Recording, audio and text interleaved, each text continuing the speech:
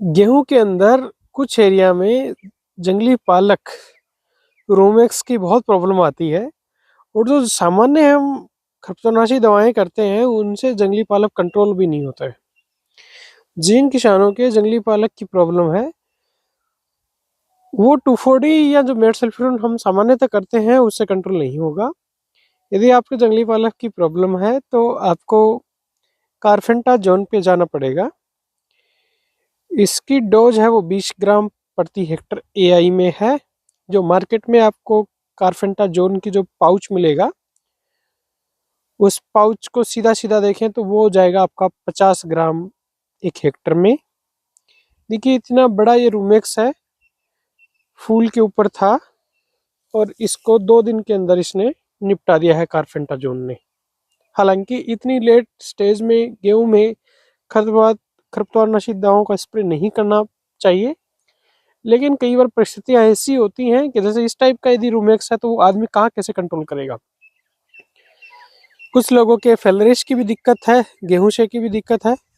तो यदि गेहूं सा भी जैसे यहाँ आप देख पा रहे होंगे, यदि दिक्कत है और करो और मरो वाली स्थिति है।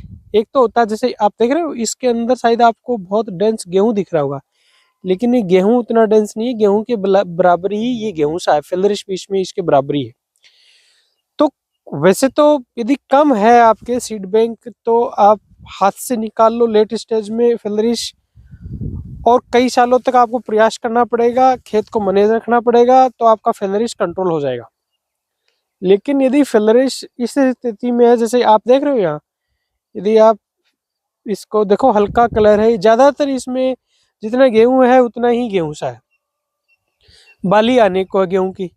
तो ऐसे स्टेज में क्या हर्बिसाइड तो नहीं है रिकमेंडेड, लेकिन इस लेवल का आपका ये जंगली पालक हो और गेहूं सा इस लेवल का हो तो इसमें लेबर लगाना भी नहीं संभव है, क्योंकि इतनी लेबर लग जाएगी उतना गेहूं ही नहीं निकलेगा। तो करो मरो वाली स्थिति होती है। तो देखिए कई बार सही सब चीजें रिकमेंडेशन से ही होती है, पर जब करने और मरने की बात होती है तो आदमी कुछ अलग भी करता है। तो इस स्थिति के अंदर यदि आप कर रहे हो तो इसमें सेफ कुछ भी नहीं है, पर फिर भी आप ऐसी स्थिति है तो आप उसमें पिनोक्साडेन का इस्तेमाल कर सकते हो, एक्सिल के नाम से आती है। हालांकि वो लास्ट 50 दिन तक हम स्प्रे करना उचित होता है, उसमें 40 दिन ठीक रहता है, पर जब करो मरो वाली स्थिति है तो उसमें कर सकते हो। पिनोक्साडेन की जो है वो 800-900 ml पर हेक्टेयर डोज है, और ये जो कार्फेंटाजोन जो इसके लिए करेंगे इसकी 50 ग्राम प्रति हेक्टेयर के हिसाब से डोज है। एक कोशिश ये करें कि जब ये स्प्रे कर रहे हैं हर्बिसाइड तो इन्हीं का स्प्रे करें, इनके साथ कुछ भी मिलाए नहीं। पौधा आपके स्ट्रेस में नहीं होना चाहिए, मैं फिर कह रहा हूँ नहीं करना चाहिए इतनी लेट स्टेज में। लेकिन करो मरो वाली स्थिति है तो फिर क्या करोगे, करना ही पड़ेगा, खेत को बर्बाद होते तो नहीं देख पाओगे।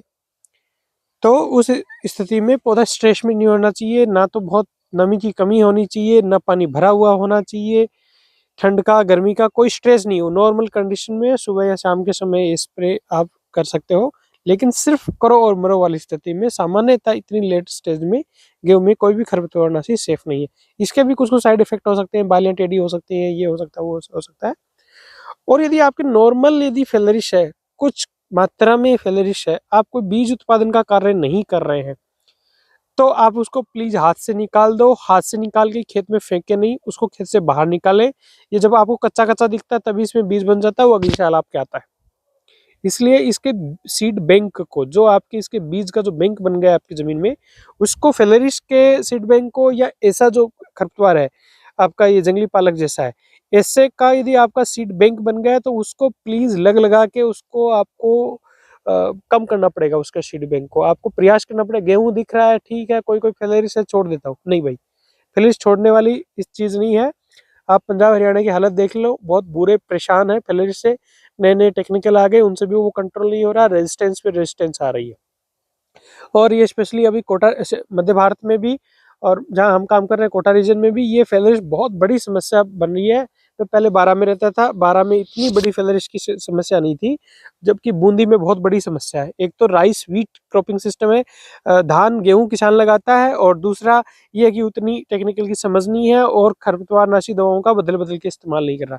फेलरिश ये आने वाले समय में बहुत बड़ा चैलेंज हो जाएगा यदि हम इस हिसाब से यदि चलते रहे तो। उम्मीद करता हूँ ये जानकारी कुछ क्लियरिटी आपको दे पाई होगी। नमस्कार, जय हिंद।